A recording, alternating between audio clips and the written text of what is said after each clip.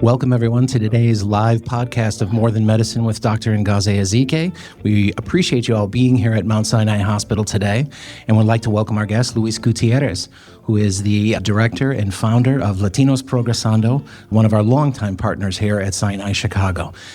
More Than Medicine is a discussion of issues of health equity and how we work together to improve access and opportunity for our community. So today we will be doing this live, so we want to welcome everyone who's live streaming with us via YouTube, as well as our studio audience. We will have opportunity for a Q&A at the end. If you're on the live stream, please submit your questions via the chat. We'll try to get through as many as we can. If you're in the audience, I ask you to come up and come to the microphone. We want to make sure that we are recording this and that our live streamers can hear your questions as well. So without further ado, I'd like to introduce our president and CEO at Sinai Chicago, Dr. Ezike. This is so exciting. Hello, everyone. Again, I'm Ezike, and welcome to our first live podcast. This is the podcast More Than Medicine, and I can't tell you how excited I am to be here, not just with my really good friend, but one of the most collaborative and visionary leaders I have ever had the opportunity to work with. So this is a very special treat, and I want to thank you, whether you're joining us here in person or if you're online. Thank you. We're going to be diving deep into a topic that is crucial. It's crucial to the well-being of our communities, and that's health equity and justice. And again, no better person for me to be talking about this with than Luis Gutierrez. He's the executive director of Latinos Progresando. He and his team are doing incredible work to support the Latino community, advocating for healthcare access, educational opportunity, economic investment, and development. So we'll be discussing the important role that community organizations like his play in dismantling systemic inequities and supporting the health of underserved populations. So, no necesitamos perder más tiempo. Vámonos. Okay. All right. So I know the incredible story of Latinos Progresando, and it started more than 25 years ago with one great START leader, employee, who's here right now. But I'd like you to tell us a little bit about how this came to pass and what that mission was and how you got started doing this.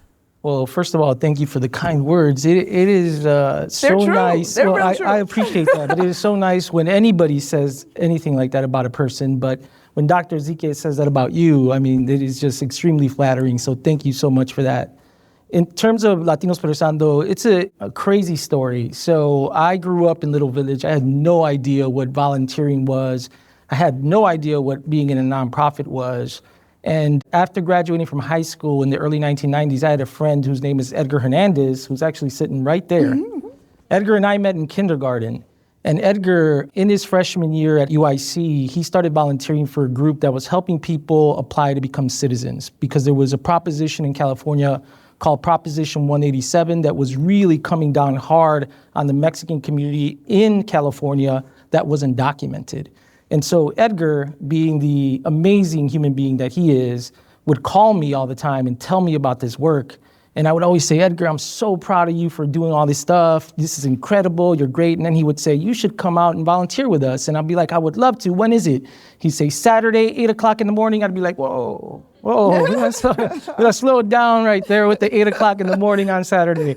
You know, I was in my early 20s or whatever. And again, that was not what was on my mind. And so he never gave up on me. He kept persisting. He kept asking. And then one day, he called me and said, there's a workshop 2 blocks from your house, and if you don't go to this, you're just a punk. And I was like, okay, Edgar. Workshop, I think, started at 8. I probably got up at 8. I walked over to the workshop, and when I walked in, I saw what I still think is one of the most beautiful things I've ever seen in my life. I saw a bunch of young people that looked like me helping a bunch of people that looked like my parents. And I had no idea what this was. I just knew that I fell in love right there, and I wanted to be a part of that. And so from that workshop forward, I started volunteering every Saturday. I was the first one there, the last one to leave. Eventually ended up getting a job, and that led to me a couple of years later starting Latinos Progresando with all the money I had in my pocket. And so it was a really scary time, but also very exciting. So what was the initial mission? Like, what did you set out to do? So when we first opened the doors, I didn't really know how to do anything. I was 24 years old when I first opened up Latinos Progresando, so I knew how to do citizenship work. And so I was helping as many people become U.S. citizens as possible. But we all know what happens when you help somebody.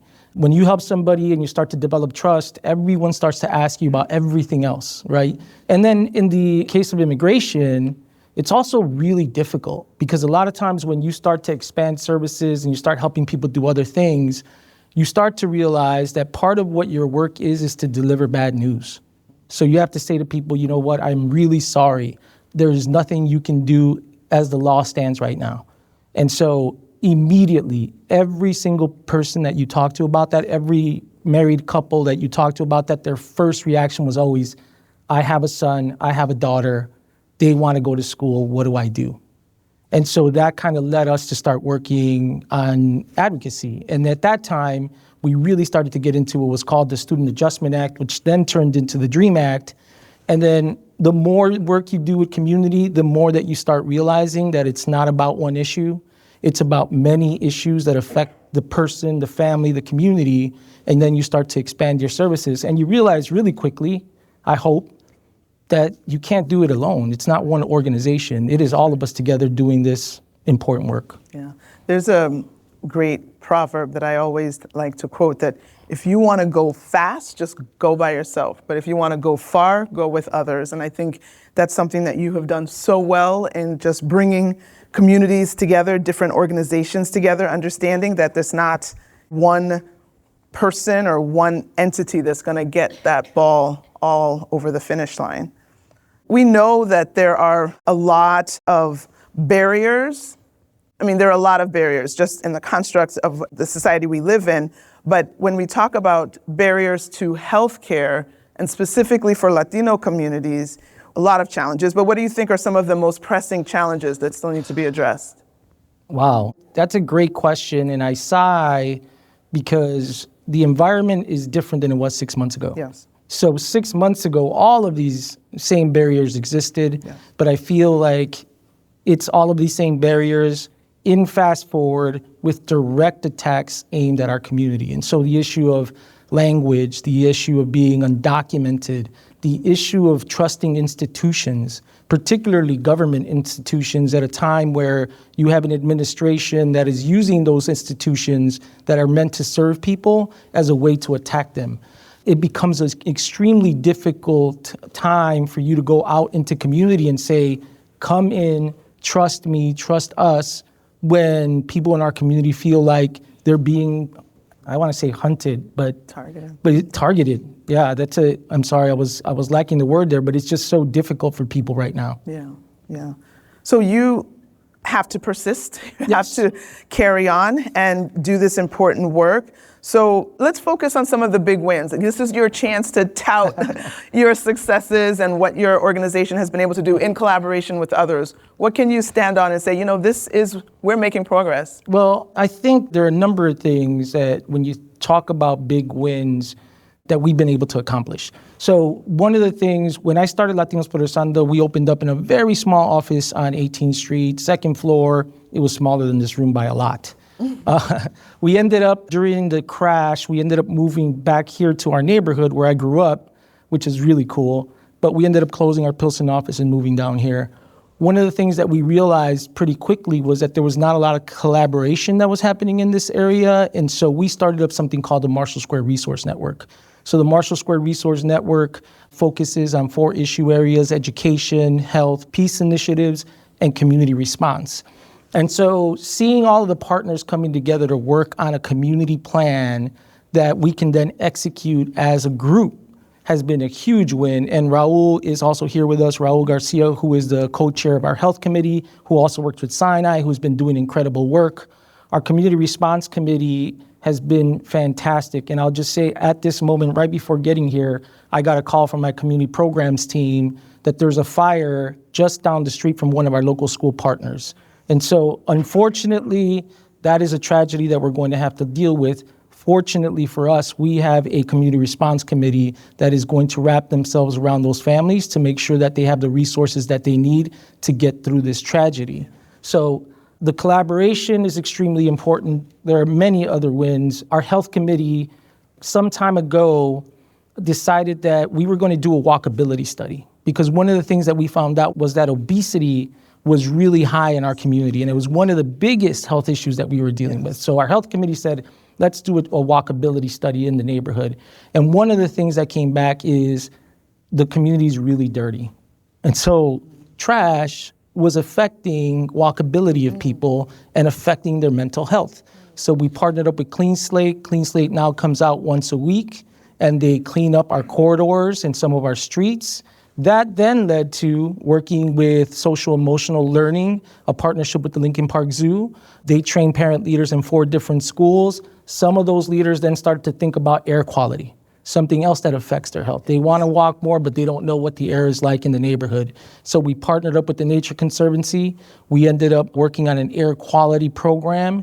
We found out that the air quality here was not as good as it was in other neighborhoods, and our parents identified that trees were a big issue. And so last year, we planted over 120 trees on our Cermak corridor. And this is all work that's coming out of our health committee to increase walkability, lower obesity, reduce stress, increase your mental health. Yeah. So it's all, there are many wins. Yeah, no, those are huge ones. Let's give a hand for some of those. That's incredible. And, working Sinai Chicago into this, because, we consider ourselves an incredible partner and collaborator with you in this same work. Your goals are our goals as well.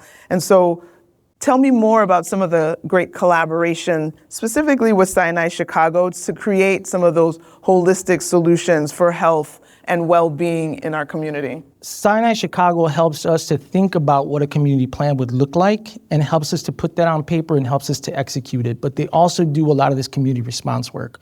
So if you all remember, not long ago, there was a measles outbreak, and there was just a huge scare in our country and in our city. Immediately, we turned to Sinai Chicago. Sinai Chicago then started to provide webinars for us to train nonprofit leaders on how to deal with the issue of measles in their communities and how to respond to that issue. In addition to that, we just, in partnership with Sinai, trained 16 community leaders on mental health services and how to be the first responders when there's a mental health issue in our community. And that's extremely important, because in our communities, when you have an issue of mental health, it becomes really difficult at times, especially now, to pick up the phone and call somebody. You don't want to call the police because you're afraid. You maybe don't want to call 911 because you're afraid. But our parent leaders are trained to deal with that as first responders. And so that's been a huge victory for us. And so any time that we have, again, I'm going to be reaching out to Sinai right after this, because leaving this meeting here, I'm going to go figure out how this fire has affected the families there. And Sinai has a great program called Under the Rainbow that helps us with mental health services. And so in these situations, Sinai has always stepped up to provide mental health services for the families that have been affected, that are asking for the service. And so those are some of the things that we've been doing with Sinai. Yeah, I would just highlight that we are your partners in mental health, whether it's adults or children, inpatient or outpatient. We've been expanding our services and making sure that we are bringing on bilingual speakers to make sure that we can communicate effectively with our patients and our community. So we know that mental health challenges are a thing for everyone. We also know there are increased stressors as being an immigrant, and so that can lend to additional mental health challenges. But as you mentioned, because of maybe the climate and the environment that we're in, it's even more difficult to try to go for the help, not to mention the stigma that I think still exists in our community. So what are some other support systems that we should be looking to put in place to help get over the stigma and really encourage people to get the resources that they need? Well, I think Sinai, through our health committee, does a great job of working with nonprofit leaders, just normalizing this, right? Helping us to understand that we all go through this issue. We all need someone to talk to. We all need support. And so continuing to normalize the conversation, I think, is going to be huge. But I think also providing the resources when something happens, both in a case of emergency, but just being proactive and setting up these trainings. We did these trainings for the 16 parent leaders. They're already asking for more. And so there is, I think, a hunger from those of us who understand the issue to learn more and to do more. And I think there's a great opportunity for us to continue to expand that work. Yeah. I'm going to switch gears a little bit, but it's all connected because all the work that needs to be done, a lot of it sometimes involves, like you mentioned, the need for advocacy. Yes. And so policy changes might actually be the solution that you need for some of the problems. Where does Latinos Progresando, where are some of their advocacy work focused, and what are we trying to achieve? That's a great question. I'm looking at it right now in two buckets. I think the first one is to defend what we have now. Because I think there are a lot of things that are trying to get pulled away from the important work that we've done. Luckily, I think we live in a great city, in a great state, where our leaders here really understand the importance of this work, but there still needs to be work done to make sure that we protect what we've already built. Yeah. So that's kind of bucket number one. The second bucket, and I think this is one of the coolest things ever, years and years ago, I don't even remember how many years ago, but it's been a while, we started up a collaborative called One Lawndale, right? And it was, at the beginning, wasn't even a collaborative, right? Rodney Brown with the North Lawndale Community Coordinating Council. Make sure we set the stage. Like, we're in North Lawndale, and just connected to us is South Lawndale. So South Lawndale, predominantly Hispanic Mexican, North Lawndale, predominantly African American. But when you think about these two communities, a lot of similar issues, a lot of similar, disparities and inequalities that need to be addressed. And so get to this. Yes. One Lawndale. And I grew up in South Lawndale, and I grew up 4 blocks from North Lawndale, and I never met a black person until I went to high school on the South Side. And that's an absolute tragedy. That is something that I never want anybody else to have to go through. And so part of our work has always been to figure out how to build stronger relationships with our brothers and sisters in other communities, especially North Lawndale. And so Rodney and I were introduced one day actually by the Lincoln Park Zoo. Lincoln Park Zoo staff had said, hey, you know what? You all seem to be doing some similar work. And so I ended up having a conversation with Rodney. And, we're talking about, we share a train station, 2 train stations actually. We share a park. And we're like, you're working on education, I'm working on education. You're worried about housing, we're worried about housing. You're working on helping your business owners, we're working on helping our business owners. What are we doing? Why aren't we doing this together? And so that small conversation between 2 people then started to build something. And, I like to talk about collaboratives in the sense of real things that happen rather than what you put in a grant. Because sometimes when you talk about foundations and funders, I love all of you funders and foundations, by the way. You are my favorite people on earth. But sometimes when you talk about that, there's this real need to execute now. You need to do this now. And so real relationship and real collaboration takes time because you have to build trust. And so what we started to do is we said, well, we have this beautiful park. Why don't we have a cookout, right? Why don't we just start to bring our organizations together and start to hang out and have conversations? That led to more conversation about what some of the issues that we were dealing with are. And so from that, we started to figure out, well, Rodney, I know this funder at the Chicago Community Trust that is actually interested in funding X, Y, and Z. We were able to connect funders to some of the organizations in North Lawndale.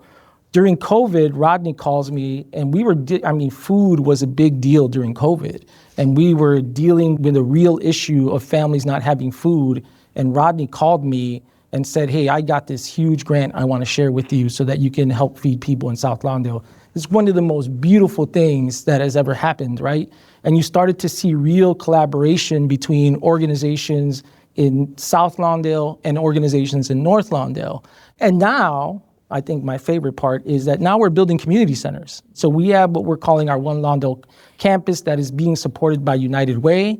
We had an opportunity while we were building our community center to pitch United Way for funding for our organization's building. What we did is we went in and we pitched them funding for a couple of buildings. And we said, the One Lawndale campus includes Sinai, it includes Carol Robertson Center for Learning, it includes the One Lawndale Children's Discovery Center, it includes New Covenant, it includes NLCCC, and it includes Latinos Progresando. And United Way funded us for $1 million that we were then able to use to kick off a lot of these projects. And so I'm hoping that over the next year or two, we're gonna see some ribbon cuttings. I know we're breaking ground on at least one project coming up in the year. So it's been a really exciting way to do some work. And the advocacy for us now is how do we start to get our city and our state, as well as philanthropy, to look at our area and see these amazing projects and start investing real dollars to make sure that these safe spaces happen. Yeah, and I will say that to the funders, I was with the funder just last week, that like they're looking for collaboration. They're looking for things that are bigger than one entity or one organization, that is cross-cutting, that it's intersectional. And so it's the right thing to do. And, I think there are dollars that will continue to support those kind of bigger ideas that bring everybody to the table and work. One of the coolest things too is that there are other people now that are doing One Lawndale projects that go beyond anything that we've done. And so I know, for example, I got an email, it was last year, One Lawndale Arts and Activism Incubator. So a nonprofit that started up to bring young people from North Lawndale and South Lawndale together to work through art on building bridges is absolutely amazing. We had nothing to do with that, right? It was just, other than showing that this work is possible, but then you have leaders in community that are saying, hey, that is something that speaks to my heart, and they're able to put something behind that, which is absolutely amazing. Yeah, and of course we have our One Lawndale Center here at Sinai, because we serve directly both communities. And so being able to have that name, which I want to give you and Rodney credit for coining that, really speaks to the unity that's necessary and the unity that we need to advance these similar goals. Well, I think Sinai also shows so much leadership in this space, because you're absolutely right. I mean, Sinai asked Rodney and myself to co-chair a committee that brought leaders from North and South Lawndale together to look at the outpatient center and ask a couple of questions. How do we make this space a space where people from both communities, where they can come and feel at home, where they can come and feel welcomed? What do we have to do? And so we had a 1.5 year long conversation, and the entire committee voted to call it the One Lawndale Outpatient Center because of this, what we see as the future of our city, right? It is all of us together, not my community versus your community. That's right. So I just wanted to make sure we lifted that up, because that name One Lawndale, there's so much packed into it, and it's so critical. And please, if you're out there and you want to do a One Lawndale thing, go do it. More collaboration is better for all of us. Yeah. So I want to talk a little bit more about community engagement, because we know that that's how, is it Edgar that got you involved and said, you've got to be a part of engaging with the community, even if it's on Saturday at 8 o'clock. But that's the path to creating lasting change. What do we need to do to engage more? Because sometimes when you're just trying to survive, like you're just hunkered down, it's kind of hard to put your head up and think about like, who else can I help? But what do we need to do to encourage greater participation, whether it's advocacy efforts or helping decide what should the healthcare system look like? How do we get more people involved? That's a great question too, because it's really hard. I sometimes think about people who run organizations. These are difficult times, right? And so you do have your head down a lot, right? And sometimes you're thinking about the future or the funder or what needs to happen, what's in the news today. I think walking over here, I was talking to Monse about how to reduce stress. And she asked me, are you reading the news every day? And I'm like, I kind of have to, because every day I wake up, there's something different. And so what do we do in our positions? I think part of it is we have to stop. And all of us are in leadership positions, whether you're running an organization or you're running a program or you're running a parent group or you're running a youth group. We are all in leadership positions. And I think part of what we need to do is stop, and we have to listen. There are a lot of people in our community that are extremely intelligent, extremely passionate, really want to work on something. And we need to stop and listen to them. I think there is a mistake out there that leadership means I'm going to tell you what to do. That's false. Leadership is listening to people. Leadership is trying to understand the best way that you can, and then opening doors so that people can live their full life, right? Then have that experience. I always talk about giving people the opportunity to do something is incredibly valuable, and it will change your life, it will change their lives. And so I think in all of these situations, it's sitting back and listening. And I will say this too, right? It's hard, because listening, you're not always gonna like what you hear. I think when you sit down with people, you have to understand that we're all people. And that means that we all have great days, and that all means that we sometimes don't have great days. And that means that sometimes we're doing really well, and that sometimes it means that our family members are sick. and that we have to create space for you to be able to tell me that and have that be okay. So this type of change and this type of leadership, which is extremely important, doesn't happen overnight. You have to create space for that. You have to be able to give people the opportunity. You have to listen, and you have to rinse and repeat. I mean, I think the line is like, right, we have 2 ears to listen and only 1 mouth to talk, so you should be listening twice as much as you're talking, right? But I would say in terms of leaders and people being able to figure out ways that they can take care of themselves, I want you to know that that's why we have a monthly lunch together, because Yes. I love talking to you. I love the hope that you bring. And even when things are rough, we still have to figure out how to look at the glass as half full and try to keep moving. And so I think we missed last month. But I think being able to connect with other people and know that sometimes it can be lonely, but you have to talk to others and try to refill that cup of energy and vitality to keep up the fight. It's so interesting. I think the last time that we had lunch, I asked you why you do this type of work. I don't want to answer for you. I'm going to ask you, why do you do this work? I mean, I don't know what I said that day, but in general, I think to whom much is given, much is expected. And so if you've been given certain talents and gifts, it's not to go put it in a can and leave it there, but it's to use it and try to see how you can benefit the world. And so some of these tasks are not so easy. Is it? Okay. Yeah, it's like consistent. Yeah, it's very consistent. You said something that it's not a choice. This is what you do. And it was a beautiful thing that I needed to hear that day. I really appreciate the fact that you spent that time with me and you shared that, because as you said, these things help you refill the cup. Yeah. It's really cool. Yeah. Can I give one more shout out to my man, Carlos Nelson from the Greater Aubrey Gresham Development Corporation. Almost 5 years ago, after the murder of George Floyd, Carlos and I got together and we started to talk about how the news was really portraying the Mexican and the Black community not getting along, but we had done so many great things together. He didn't start GAGDC, but he was their first executive director. I started LP. He grew it, I grew it, and we're like, why is it so hard? It shouldn't be this hard for the next generation of leaders. So he and I started up something called the Accelerator Fund, and we started to raise money to fund Black-led and Mexican-led nonprofits in Chicagoland. And so we've been doing that now for 4 years. We're entering our 5th year, which will be our last year of this fund. But we've raised over $4.5 million, and we funded about 86 organizations. And so that is another beautiful collaborative where we're bringing Black and brown organizational leaders together to talk about, again, it is not about one community. It is about all of us working together and building a stronger city. So that's a pretty cool dude. Shout out to you, Carlos. Thank you. And it was his birthday last week. So Hey, happy belated. So thank you so much, Luis. Thank you for joining us today, and thank you for all the work that you've been doing. I think you were called to this work. Thank you for what you're doing at Latinos Progresando to really advance true equity and support our community. Your insights, as we expected, are so invaluable, and I am grateful for the partnership we have personally and the partnership between our organizations. I also want to thank everyone who came to our first ever live podcast. So whether you're with us right here in the room or you're joining us online, thank you so much. But now I want the engagement to continue with you. I'd love to hear if you have questions in the audience, or please type them in if you're there online. The floor is yours. Please feel free to ask anything of Luis. And I hope it was good, because this was a lot of pressure. It was the first live broadcast. Thank you. Thank you. We do have a couple, and invite everybody from the audience, come up to the mic if you have a question. Don't be shy.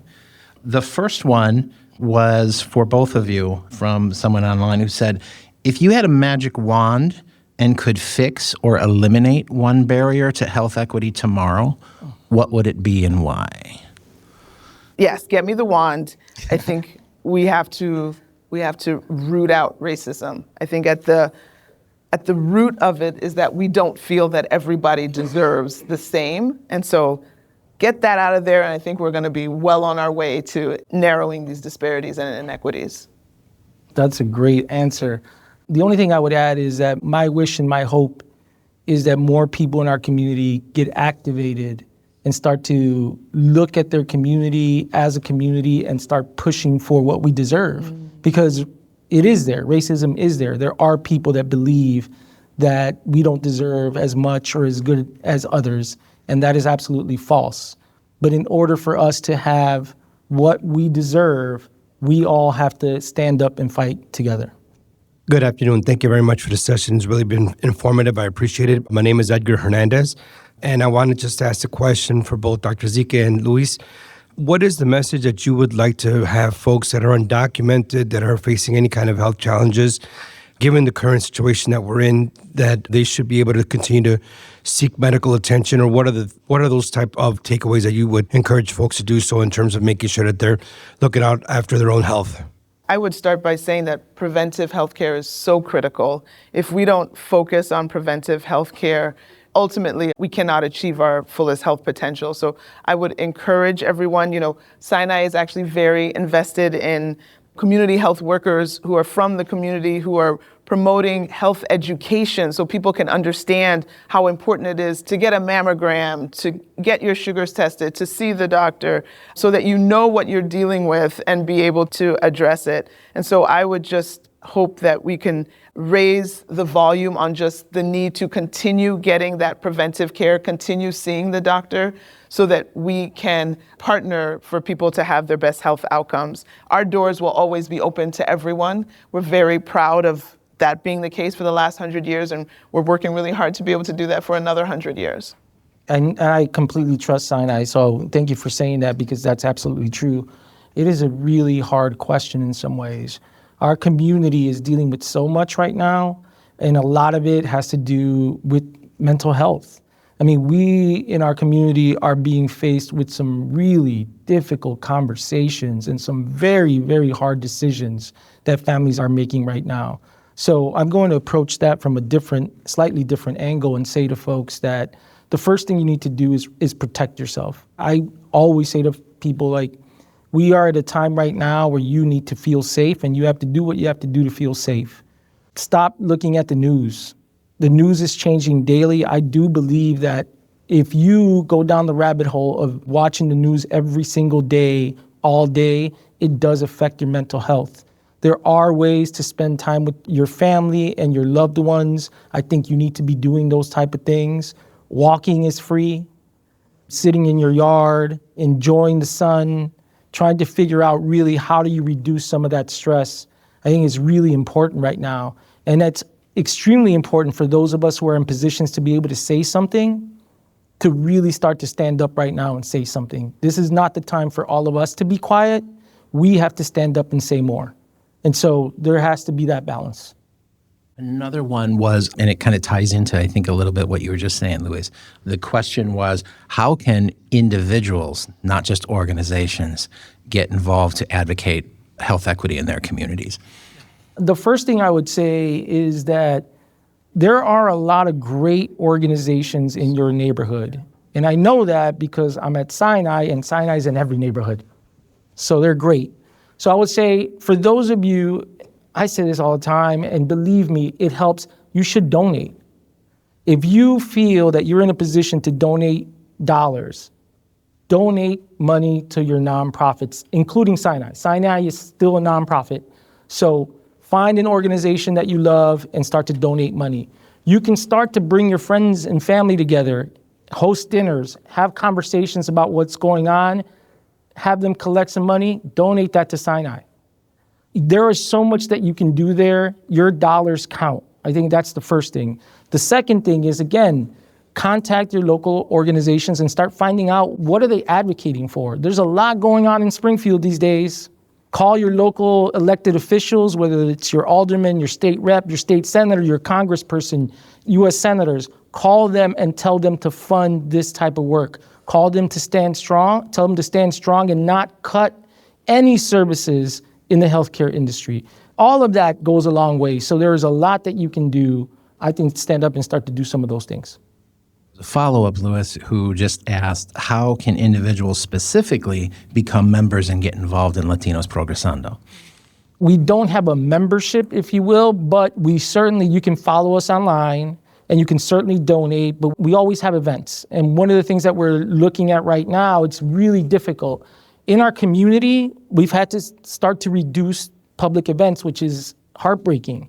But people don't feel safe coming together in community the way that they used to a year ago. And so we are still figuring out how to bring folks together in safe spaces. But there's another group of people like myself who are happy to come out in public and do things. And so we're going to be having more things like this podcast where we bring people together, have these conversations. And again, you can donate, you can call your elected official at any time. There are many ways to get involved.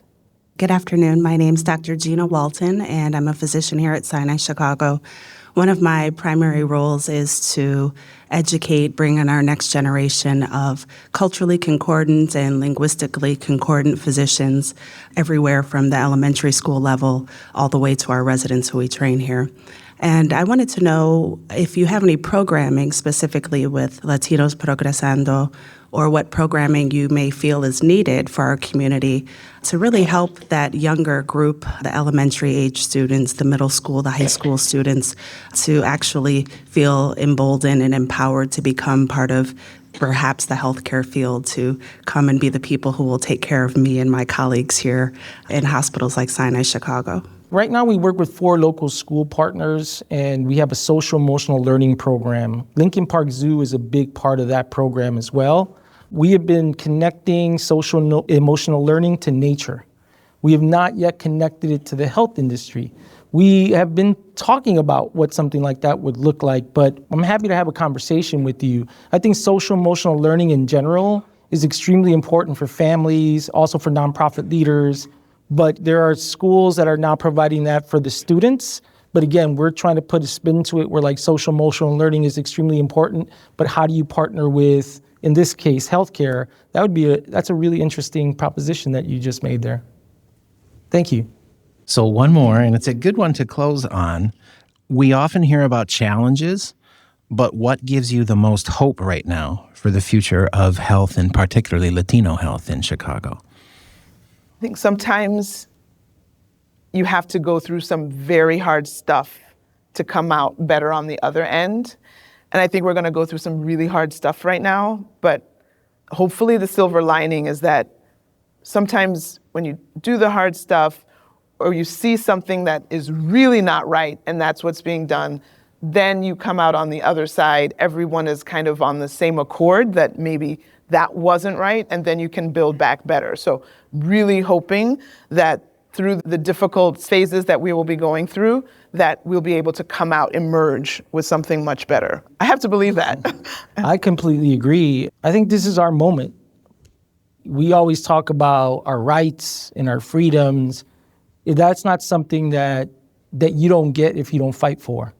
And so for all of us here, this is our moment to stand up and fight to make sure that these things happen on the other side. And so what I believe is that we are going to both rise to the occasion, but you're going to see that there are going to be a lot of heroes along the way that are going to come up. Folks that were like me, that never thought that there was something like volunteering and nonprofit that can make a difference, that are going to suddenly be activated and start organizing their blocks or talking to their families or doing something. And I believe that at the end of this, you're just going to see so many more heroes out there that are contributing to making this a better country. And I also know that for those of us that are in the fight right now, that we are not going to stop, that we were built for this moment, and that we're going to win. I think that's perfect. Thank you so much, Luis. Thank you all for coming out today. The podcast will be available for download later on, so it wasn't just live today. So make sure that you check out the link. Go to sinaichicago.org/podcast, and you can download this podcast when it's available, as well as all of the other ones that we've done. Thanks, everybody, for being here.